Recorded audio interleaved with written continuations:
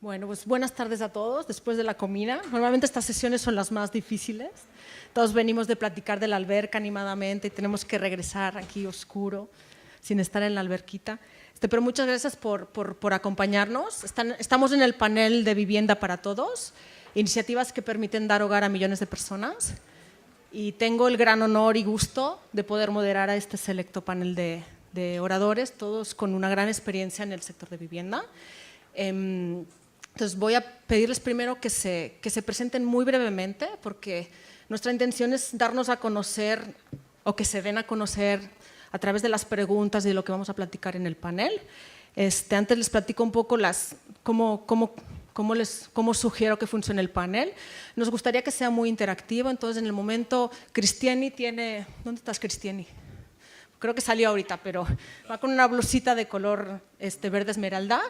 Ella tiene papelitos para que ustedes hagan sus preguntas. En el momento que tengan una pregunta, pásensela a Cristiani y ella me la pasa y veré si la metemos durante la conversación o si lo hacemos en los 10 o 15 minutos últimos del panel. Mi nombre es Montse Mora y soy socia directora de Spectrum Desarrollo. En Spectrum lo que nosotros hacemos es, en el área que yo dirijo, hacemos inversión de impacto en México y lo que nosotros buscamos es crear emprendedores sociales y ayudarlos a crecer. O sea, invertimos en empresas muy en la fase temprana y tenemos verticales en educación, en salud y en tecnología. No soy para nada experta en vivienda, entonces lo que voy a intentar es que ellos nos platiquen todo lo que saben, ¿no? Entonces voy a pasar el micrófono a Fernando para que cada uno se presente. Bueno, gracias, Monse. Fernando Cortés, Fundación Bolívar de Vivienda, y hoy vengo con un proyecto de vivienda que la organización nuestra, el grupo empresarial nuestro, viene trabajando desde hace algo más de casi 15 años, de generar vivienda de interés social para pues como negocio, la verdad no es sino es un negocio, y pues traer unos resultados que son bien interesantes para mostrar. Gracias. Hola, mi nombre es Joana Posada, soy directora de un fondo que se llama Elevar Equity. Es un fondo que manejamos dos fondos, empezamos en el 2006 y nuestro enfoque es invertir en empresarios y en empresas que proveen servicios esenciales como servicios financieros, de educación, de salud y de vivienda a comunidades de bajos recursos o comunidades desconectadas que no han tenido acceso a estos servicios. Buenas tardes a todos. Yo soy Guillermo Jaime. Soy fundador de una empresa que se llama Mejoramiento Integral Asistido, MIA. El nombre obedece a que estoy convencido que todo mexicano tiene derecho a decir esta casa es mía.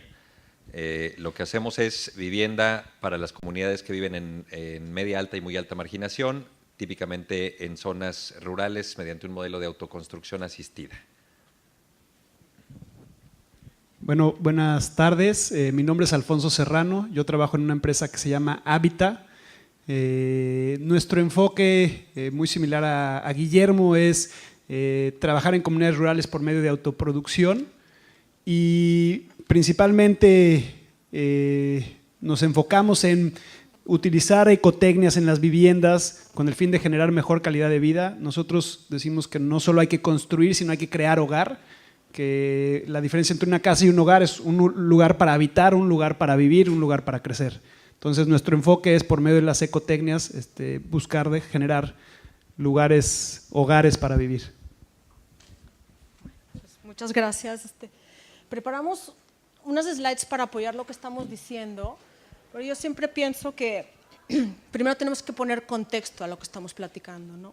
Entonces, yo no era consciente de esos números, cuando los vi son realmente, yo diría, aterradores, ¿no? Entonces, cerrar esa brecha en un 50% en 10 años, para que vean la chamba para nosotros, emprendedores sociales, requiere construir 25 millones de casas nuevas, mejorar 90 millones de casas, entrenar a 7 millones de albañiles o de personas que puedan hacer esa construcción, operar 22 financieras del tamaño de Grameen Bank, y es un mercado anual, es una oportunidad de 36 mil millones de dólares. No está mal, ¿no? Pues a mí sí, si lo llevamos un poquito a nuestra realidad y elegí México como un país representativo de la región, la mayoría ellos dos trabajan en México, Fernando trabaja en Colombia, entonces para plantearlo de algunas cosas que vamos a platicar, pues tampoco está, o sea, realmente son números muy impresionantes. Casi 50 millones de personas en México viven en hogares que no tienen las condiciones mínimas de seguridad ni de salud, y eso implica que nos faltan 9 millones de vivienda. De estos, algunos tienen acceso a programas del gobierno, pero otros no. Lo que nos deja con una oportunidad o un problema, depende de quién lo mire, de 6 millones de viviendas, ¿no? Que es lo que gente como Guillermo, Alfonso y Francesco, que tenemos el honor de tenerlo con nosotros, están intentando atacar aquí en México. Y ahí les pongo lo que supondría cerrar esa brecha, ¿no? Solamente para que, o sea, ¿a qué estamos entrando? Estamos entrando realmente a uno de los problemas más grandes a nivel de reto social. Y quería, bueno, con este pensamiento quería empezar un poquito la discusión. Creo que cada uno de ustedes, cuando han hablado de lo que están haciendo, nadie dije construyo vivienda. No hace falta. Digamos que en toda la gestión que hemos venido haciendo nosotros en la construcción de comunidades, construcción de vivienda en Colombia, empezamos a darnos cuenta que en las comunidades en Colombia las viviendas de interés social se construyen básicamente como en conjuntos o condominios de aproximadamente unas 300 a 500 casas, digamos que por centro, o llamémoslo por conjunto, y en esas casas, pues obviamente uno de los factores principales son casas muy cercas las unas de los otros. El tema de compartir y vivir en comunidades, pues un factor crítico para el desarrollo. Pues, revisando estudios de capital social, cuando una sociedad tiene un mayor capital social, esa sociedad se desarrolla más económicamente y socialmente. De ahí nosotros hicimos un estudio de capital social con el gobierno y con otras fundaciones empresariales y encontramos que el modelo que estábamos llevando a cabo de sociedad en Colombia, y seguramente es muy parecido en toda Latinoamérica porque no hay estudios de eso, nosotros nos dimos cuenta que para generar capital social en Colombia tiene que uno generar esas alianzas entre los seres humanos, esas redes digamos, para generar esa confianza y así generar el capital social. Lo que estábamos haciendo como modelo de negocio en Colombia no estaba funcionando. Realmente no había una diferencia significativa que pudiera probar que en vivienda estábamos haciendo algo suficientemente interesante.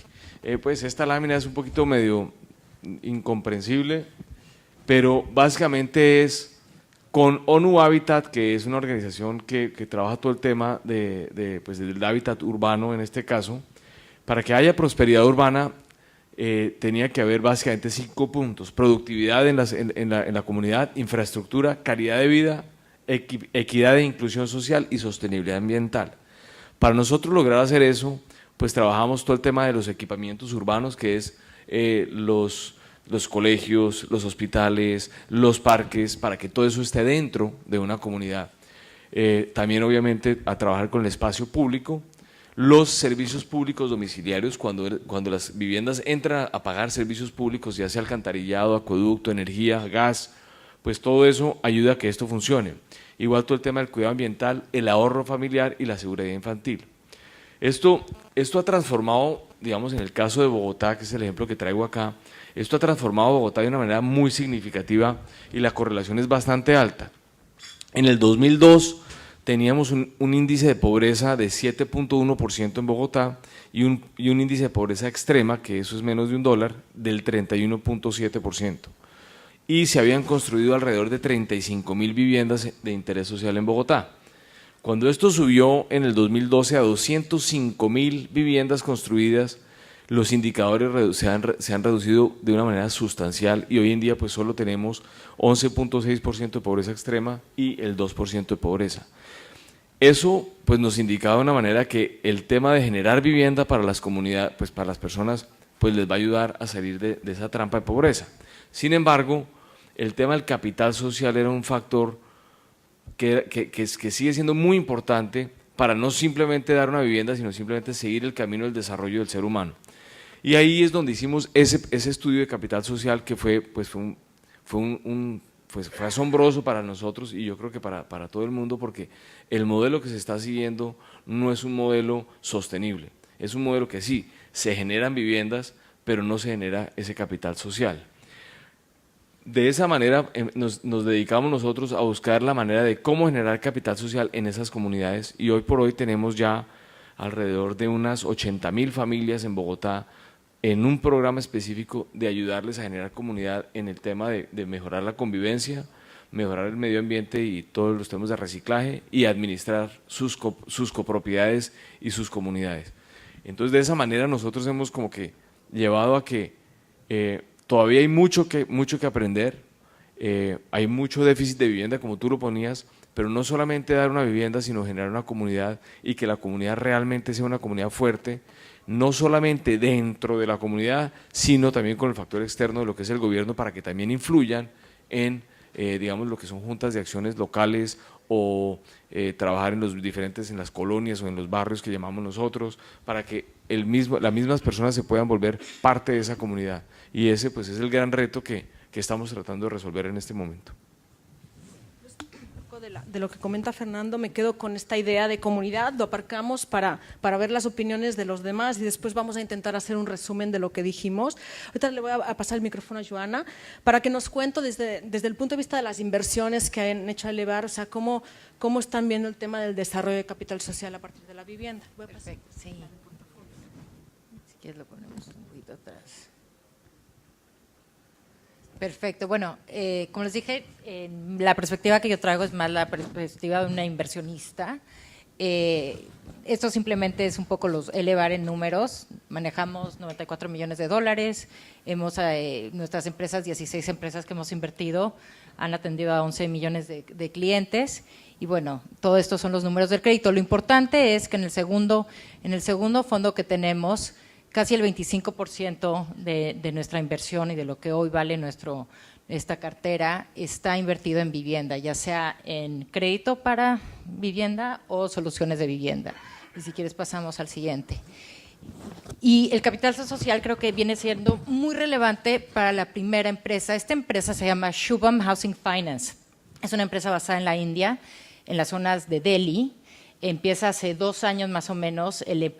Son empresarios que salieron ya de mucha experiencia trabajando, de hecho, en uno de los bancos más grandes de vivienda en India, pero con experiencia de no prestarle a estas comunidades, sino a gente con recursos. Y lo que hacen ellos es pasar mucho tiempo hablando con los clientes, entendiendo cuáles son sus necesidades.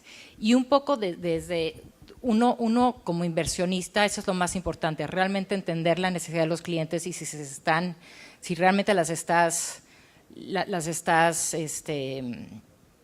satisfaciendo. Estoy pensando en inglés. Entonces, y la otra es ver otras experiencias que han pasado en el mundo, como es el caso, un poco el contraejemplo de lo que hablaba Fernando, porque en México lo que se da es que empieza un boom de construcción, por ejemplo, con las OFOLES, se empiezan a hacer todas estas construcciones a 2 horas de las ciudades, ¿no? Donde no se crea este capital social y donde la gente obviamente no está su familia allí, sus trabajos tienen que transportarse 2 horas de aquí a allá y realmente no es un ejemplo exitoso. Entonces, tomando eso en cuenta, invertimos en Shubham porque Shubham lo que hace es invertir en ya comunidades existentes, donde la gente está o mejorando su vivienda o de hecho construye, donde tenía su casa, la vuelve a construir y entonces es, reconocer que ya hay mucha autoconstrucción. De hecho, en este sector hay mucha autoconstrucción. Entonces, ¿cómo la formalizas? Y esa fue un poco la tesis de esto. Realmente una empresa que vea esas necesidades, que cree un producto para esas necesidades con cierta asistencia técnica, con cierta certificación y seguimiento para atender esa necesidad. Y lo importante era que la gente no se quería mover. Muchos no tenían el título perfecto, pero llevaban años allí, la gente alrededor los reconocía como los dueños, sus escuelas estaban allí, sus trabajos estaban allí y reconocer ese capital social fue muy importante. Y comento simplemente las otras 2 empresas que tenemos. Una es Unión Andina, que es una empresa que está basada en España, pero que también tiene oficinas en Estados Unidos, que permite al migrante latinoamericano comprar una vivienda en su país de origen. Y otra vez viene un poco eso de cultura y de capital social y lo que te te junta, ¿no?, a tener realmente un activo básico. Y la última es Arusha Homes, que es una empresa que está dándole servicios a migrantes de las zonas rurales a las zonas urbanas, que llegan, por ejemplo, a construcción o a estudiar y se encuentra con un sector muy informal a nivel de vivienda temporal. Entonces, lo formaliza, es limpio, separan mujeres con hombres, es seguro y tienen la comida local. Otra vez, la parte de cultura y capital entra. O sea, su éxito es que ven a gente que viene de Tamil Nadu y ponen la comida y el idioma de esa misma comunidad para que esto sea exitoso. Entonces, creo que en todos estos modelos hay que tomar eso mucho en cuenta.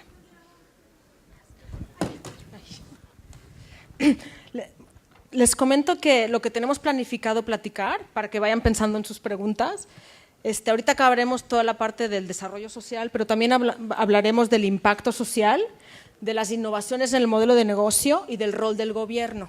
Es lo que tenemos planeado platicar, porque si quieren preguntar de eso o de otras cosas. Entonces voy a pasar ahorita a Guillermo para que nos platique cuál es su punto de vista del tema del desarrollo. Gracias. Bueno, primero los pongo en contexto de cuál es la aproximación al mercado de MIA. Nosotros encontramos, complementando la información que Montse les decía sobre el mundo de la vivienda, particularmente en México, yo agregaría dos datos que me parecen muy relevantes. El primero es el precio promedio de la autoconstrucción en el país, que por cierto representa el 50% de la construcción de vivienda al año. Es decir, las familias construyen por sus propios medios la mitad de las casas que se construyen en el año en el país. Nada más que lo construyen a un precio promedio por metro cuadrado, según los datos de la Sociedad Hipotecaria Federal, de 10,000 pesos por metro cuadrado. Y para que tengan un marco de referencia, el costo promedio de la industria formal, ronda los 2,800 pesos, 3,000 pesos. Entonces, lo cual quiere decir que hay una gran oportunidad de tener un impacto muy positivo en el mundo de la autoconstrucción. Hay una gran diferencia, que es solamente una palabra, pero que implica una logística muy, muy grande, que es la asistencia técnica, todo el acompañamiento que se le deben dar a las familias para que puedan construir su casa de una manera económica, eficiente y por lo tanto llevarles una economía de escala a nivel personal. Dicho lo anterior, y con otro dato relevante, el promedio que se tarda una familia en México en autoconstruir su casa ronda los 10 años. Entonces, seguramente cuando empezó la familia a construir su vivienda y cuando termina de poner la última pieza, la familia ya creció, ya decreció o las necesidades simplemente cambiaron. Entonces, con esos dos factores encontramos que el mundo de la asistencia técnica y la formalización de lo que hoy sigue siendo informal representaba una oportunidad muy importante, no solamente de apoyar la economía del país desde el punto de vista empresarial, sino apoyar la economía de todas las familias llevándoles una vivienda. Es decir, el producto vivienda llevado a una comunidad rural per se implica un impacto social muy importante, muy relevante, y las fotos que puse abajo justamente lo que buscan es ilustrar eso, ¿no? Si tú logras que una familia que viva en condiciones como las que aparecen del lado izquierdo, se cambie a una vivienda como las que aparecen en el lado derecho, el impacto social viene implícito. ¿Quién pagó la casa? ¿Cuánto se ganó alrededor? Si se ganó o no, si eres ONG o no, ese es otro tema distinto. Lo que quiero decir es el impacto social y la rentabilidad pueden convivir en perfecta armonía en un modelo de este tipo. Nosotros lo que hicimos con MIA es tener una aproximación a este segmento,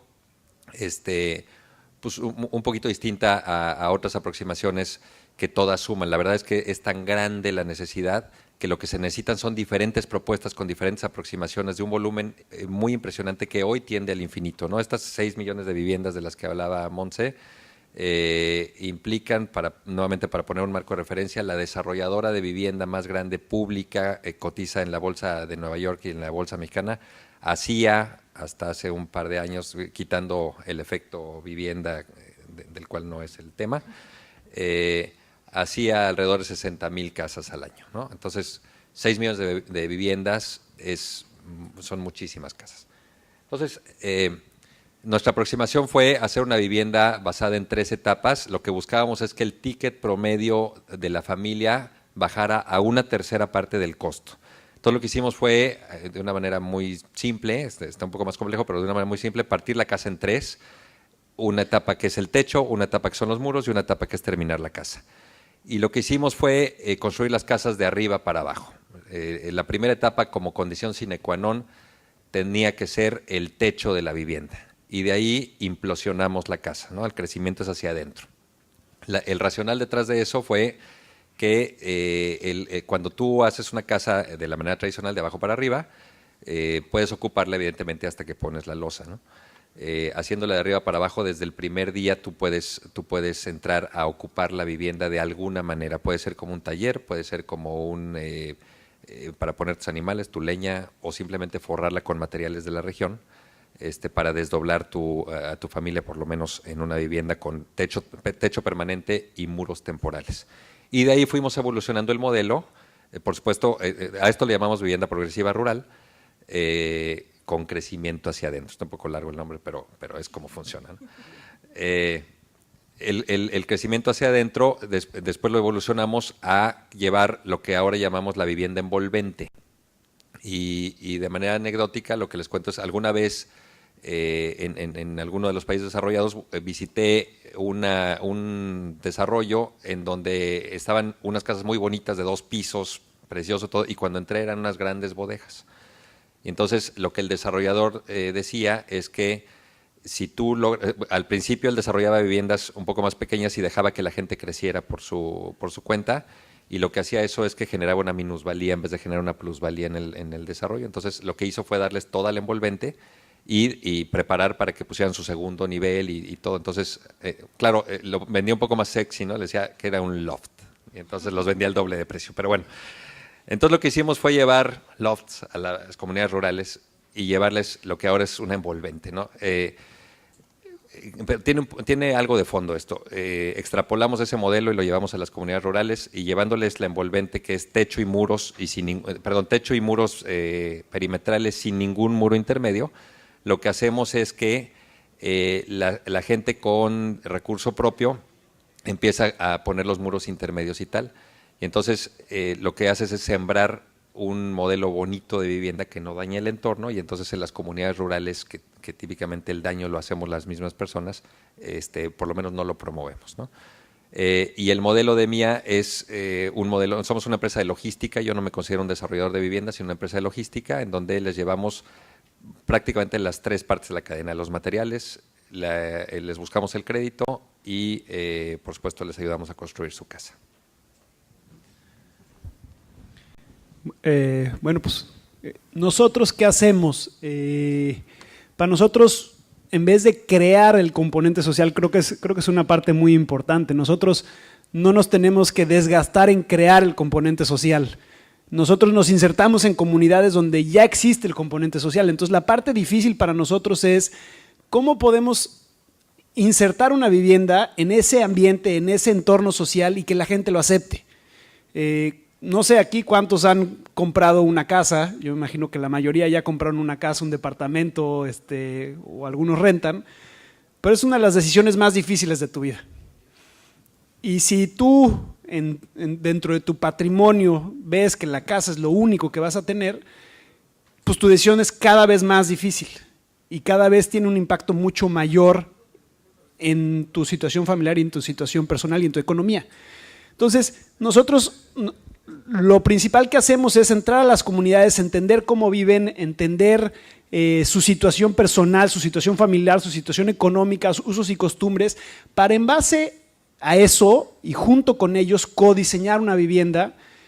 Y ahí es una parte importante, y entender cuáles son las ecotecnias o cuáles son los aditamentos que tiene que tener la casa: cuartos, cuántos cuartos, tamaño, altura, tamaño de las ventanas, que los van a hacer que esa vivienda se convierta en un hogar.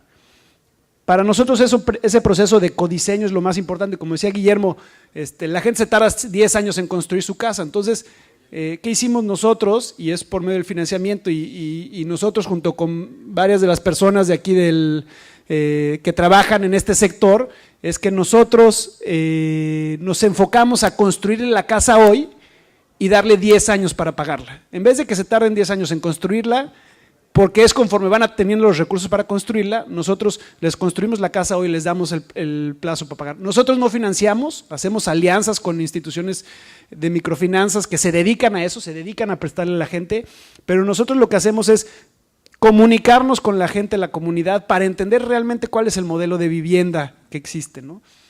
Entonces, nosotros no nos tenemos que enfocar en desarrollar el componente social, sino más bien es cómo nos insertamos o cómo insertamos una vivienda a esa estructura social para que la vivienda les genere mejor calidad de vida. Y creo que otra cosa muy importante que hemos hecho en México es, ya hablamos de los números del déficit que existe, ¿no? Hacen falta entre 6 y 7 millones de viviendas en comunidades rurales. Y ni Guillermo, ni yo, ni Francesco, ni algunos otros compañeros que están aquí en la sala, podemos construir ni 50,000 viviendas al año, ni 10,000 viviendas al año. ¿Por qué? Porque no hemos desarrollado esa estructura y ese posicionamiento para estar ahí. Entonces, una cosa creo que muy importante que hemos hecho en México es que nos aliamos todos, formamos un consejo que se llama Convives, en donde empezamos a compartir información, empezamos a compartir las mejores prácticas, empezamos a compartir dónde trabajamos, empezamos a tener estrategia de cómo atender, en dónde atender, y un poco por medio de ese consejo estamos también buscando colaborar con el gobierno, que es una de las preguntas que vienen más adelante, colaborar con el gobierno para poder atender de mejor manera este déficit, ¿no? El déficit mundial es gigantesco, debería haber casi que un consejo internacional donde todos pudiéramos estar participando en las mejores prácticas para poder atender este gran déficit, este problema o esta oportunidad que existe, ¿no? Déjenme preguntarles al auditorio, para saber más o menos cómo van a lanzar algunas de las cosas. ¿Tenemos emprendedores? Levante la mano. Sin vergüenza.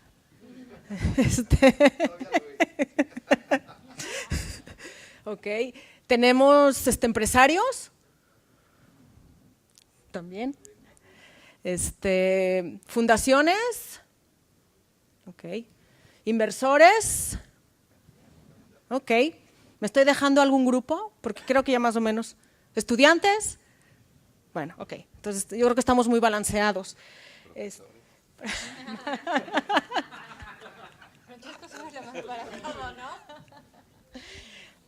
Bueno, pues creo que tomé algunas notas, estuvimos hablando del desarrollo social a partir de la creación de comunidad, de un paso previo que es del entendimiento de la comunidad en que entras, de cómo es importante conservar las raíces, la localidad, el tema de la autoconstrucción, y cómo el hecho de dar una vivienda, pues por sí mismo, no hace falta que lo discutas el impacto, ¿no?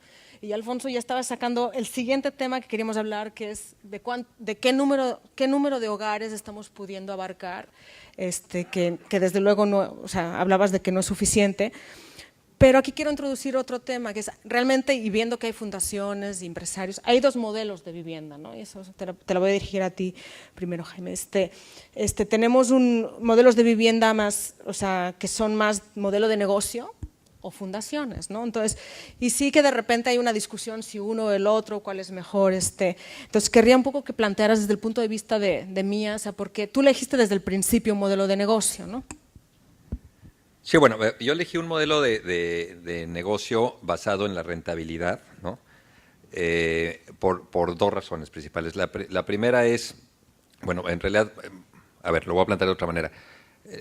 Mía la baso en 3 ejes fundamentales. La primera es la rentabilidad, que a su vez genera escalabilidad, que a su vez genera impacto social. Ajá.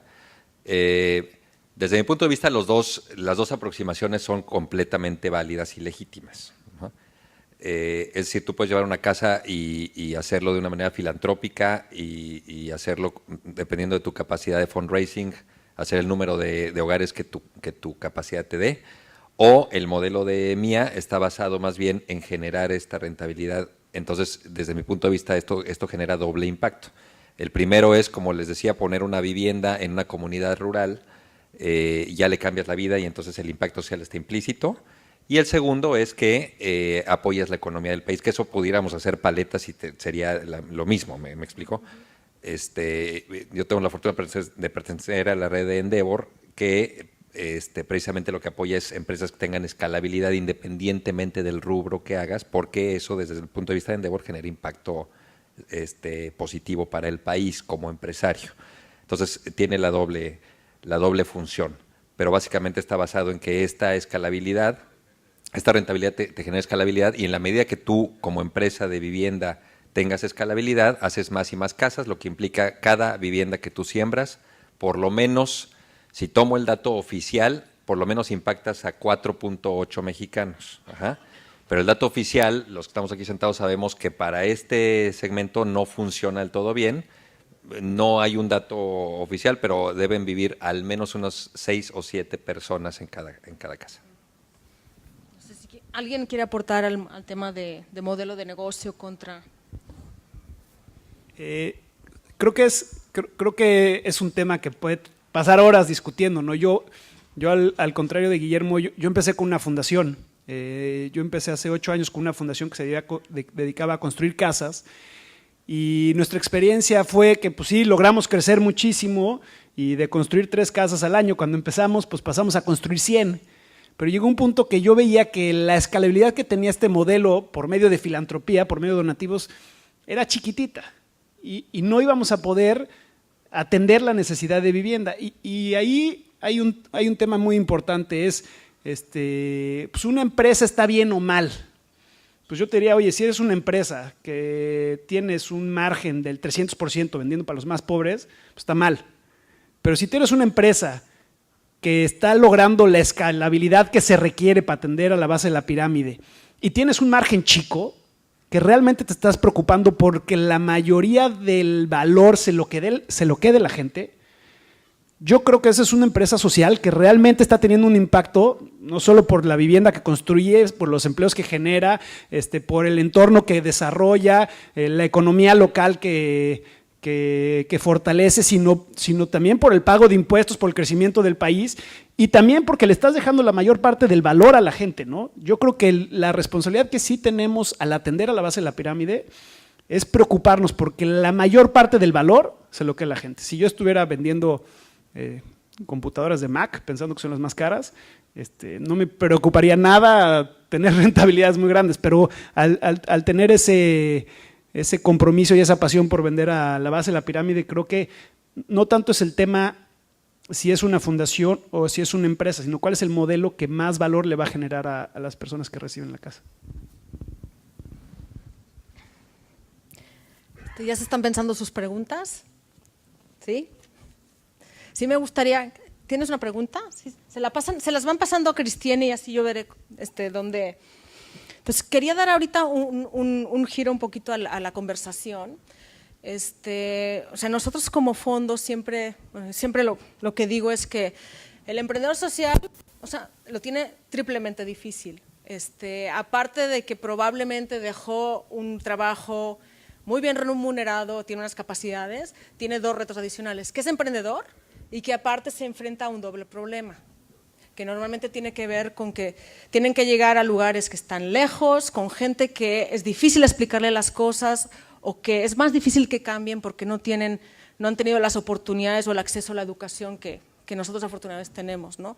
Entonces, para nosotros, o sea, las preguntas cuando empezamos a ver si invertimos o si apoyamos a un emprendedor empiezan respecto a cómo está solucionando todos los problemas, el abanico de problemas que está encontrando, ¿no? Que pues, le llamamos modelo de negocio, ¿no? Pero que realmente esconde muchas cosas, ¿no?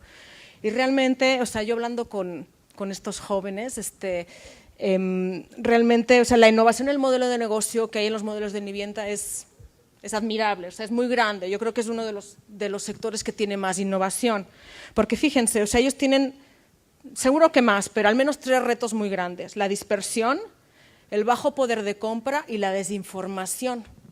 Entonces yo quería hablar con ellos cómo han volteado estas oportunidades, y quería empezar con Joana desde el punto de vista como inversionista, o sea, que desarrollemos un poco más qué ha visto que tienen estos modelos que tienen de innovación, ¿no? Perfecto.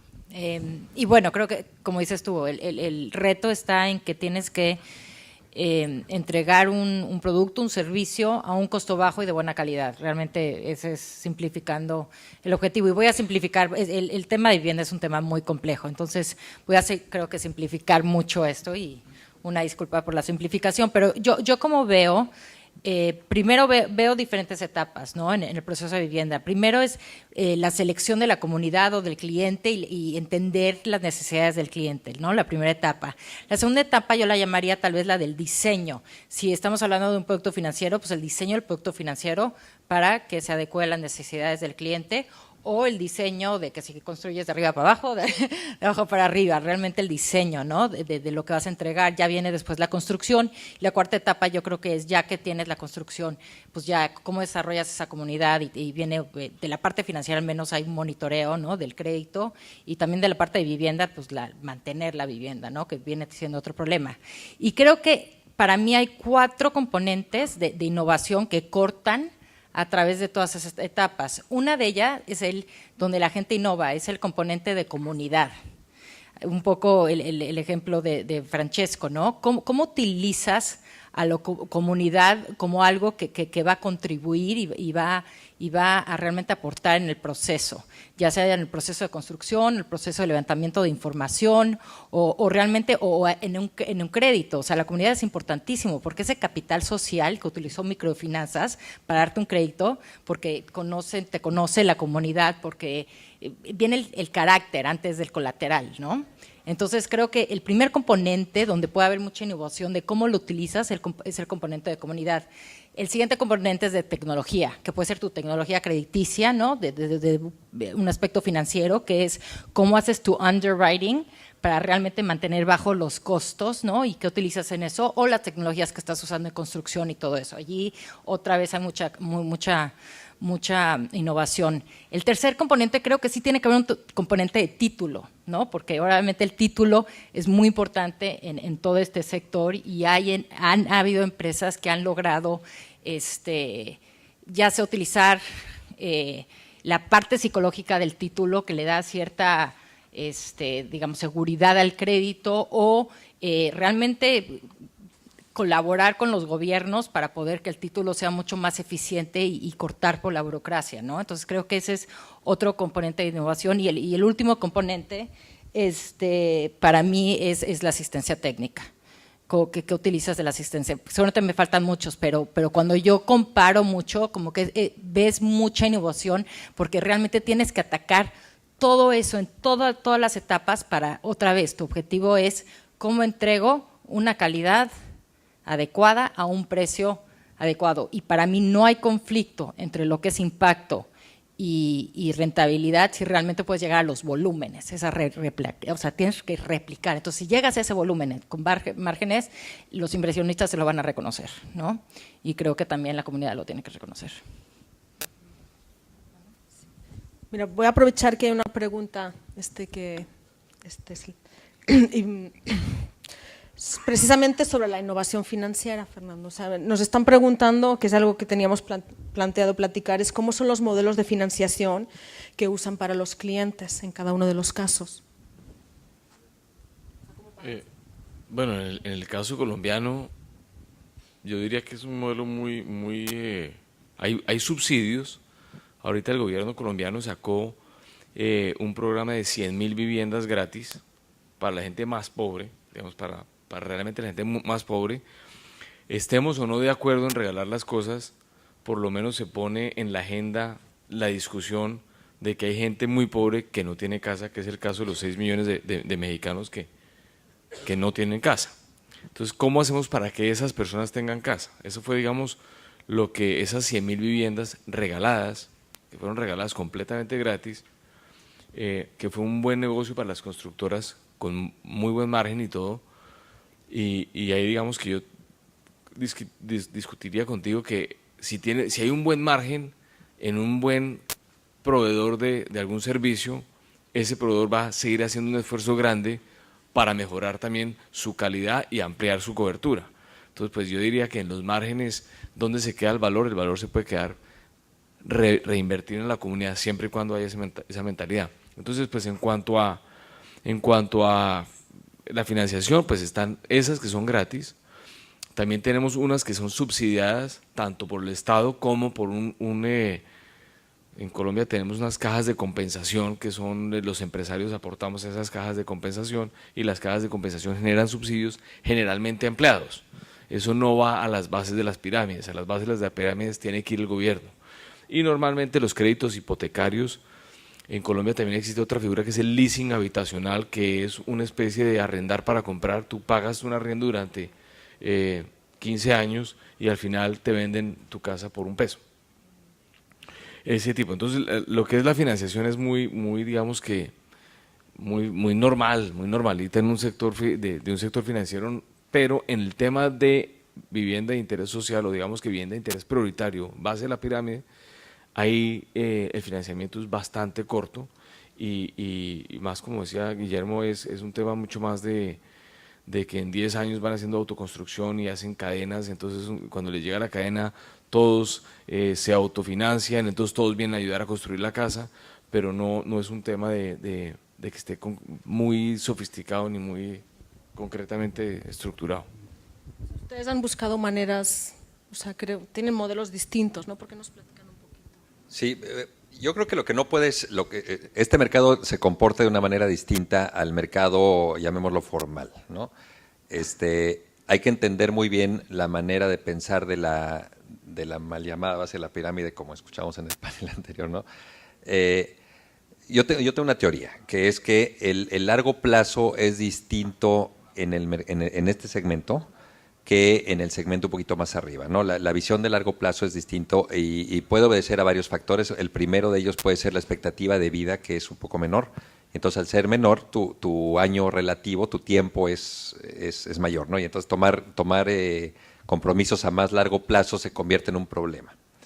Lo segundo es que la generación de riqueza en este segmento no necesariamente viene de factores que tienen certidumbre, es decir, muchas veces provienen del clima porque son campesinos o algo así y eso no lo controlan, entonces tomar compromisos de largo plazo no es algo a lo que quieran entrar. Es decir, pueden tomar 3 créditos enlazados y pagando lo mismo a uno por el mismo plazo, por el mismo costo. O sea, se sienten mucho más cómodos con plazos un poquito menores, ¿no? Entonces, hay un montón de mecanismos, nos daría para hablar muchísimo más tiempo, pero yo creo que el todo es que el comportamiento de este mercado, si lo logran entender más como un tema de microfinanzas, sí tiene un potencial de generar una oportunidad incluso para los dadores de crédito. O sea, tú trabajas con microfinanzas. Sin duda.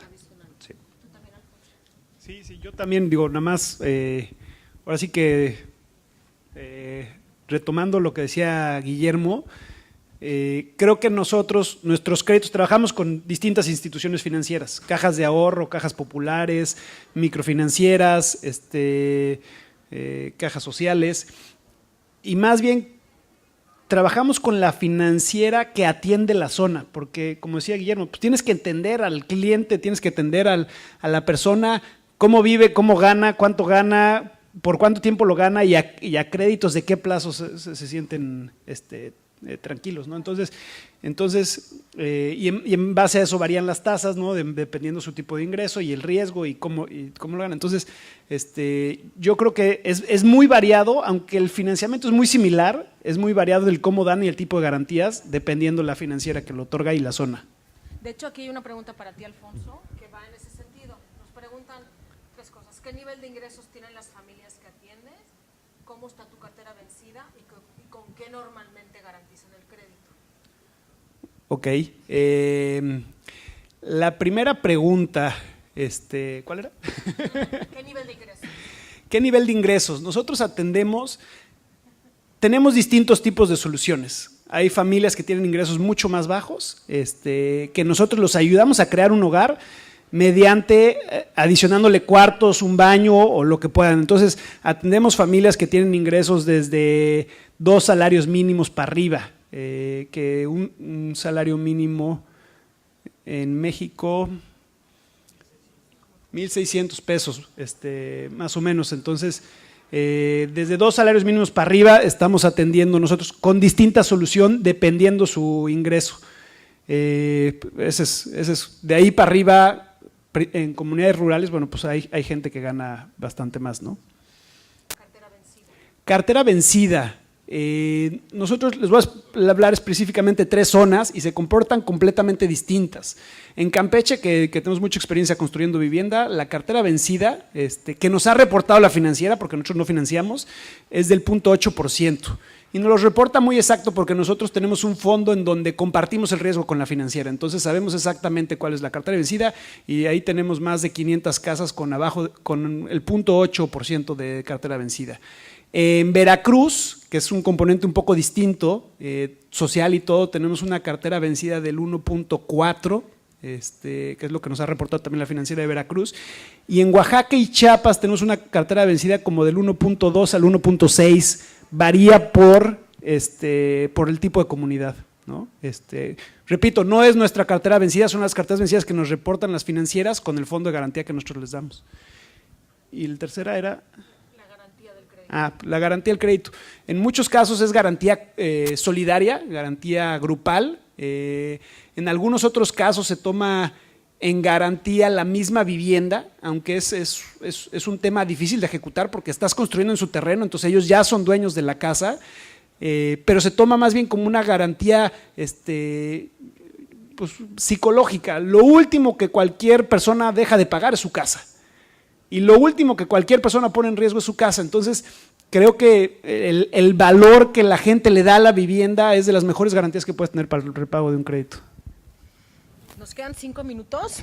Yo iba a agregar que nosotros estamos estructurando con una banca de inversión ese leasing habitacional para estratos muy bajos, porque las personas poder tener $1,000 para hacer un primer pago, pues es 5 años o 10 años.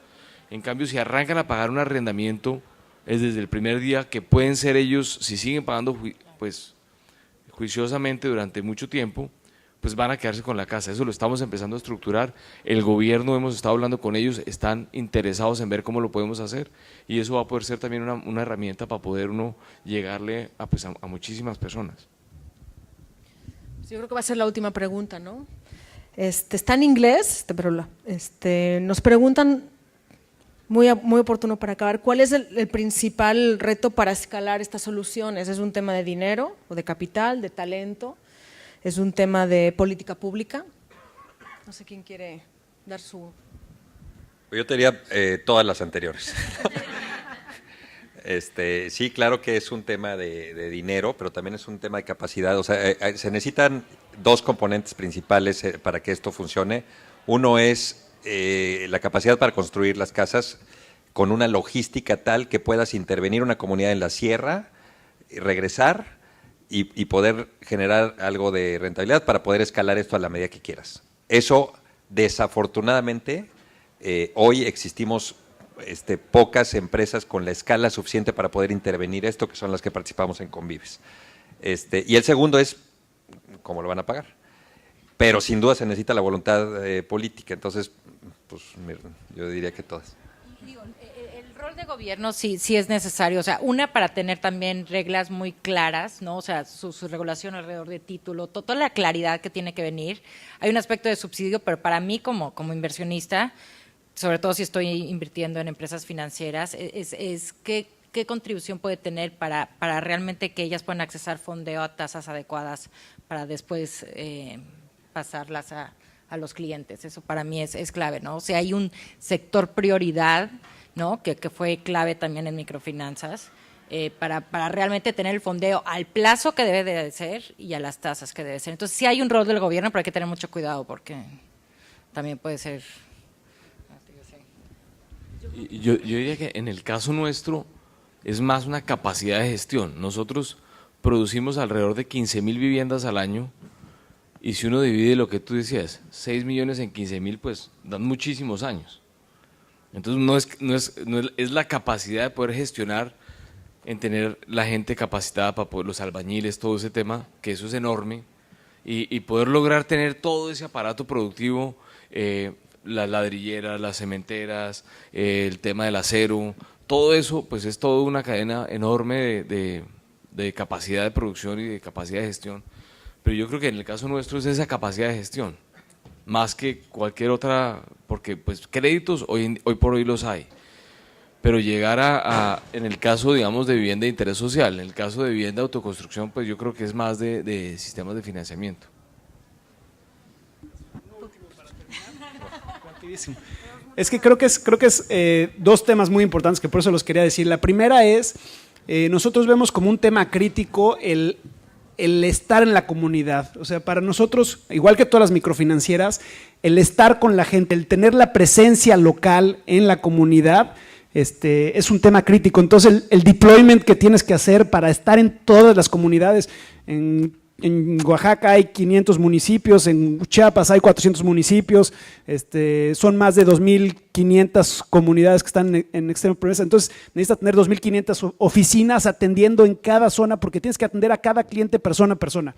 Yo ese veo como uno de los principales retos. Y otro, que lo identificamos muy claro en nuestro sector, no tanto el de la vivienda formal, es hay un gap entre el microcrédito, que son créditos de $1,000, $2,000 a plazos de 3 años, y el crédito hipotecario, que son créditos de $20,000 a $50,000 a 20 años, pero no hay nadie que esté prestando créditos de $5,000, $7,000 a un plazo de 10 años. Entonces, ese gap financiero creo que es lo que ha hecho que el modelo de vivienda rural no explote y se debe a las fuentes de fondeo y a las garantías para las financieras. Tenemos que acabar, Cristina. Bueno, pues qué placer estar con Fernando, con Joana, con Guillermo y con Alfonso. Muchísimas gracias y muchísimas gracias por estar aquí.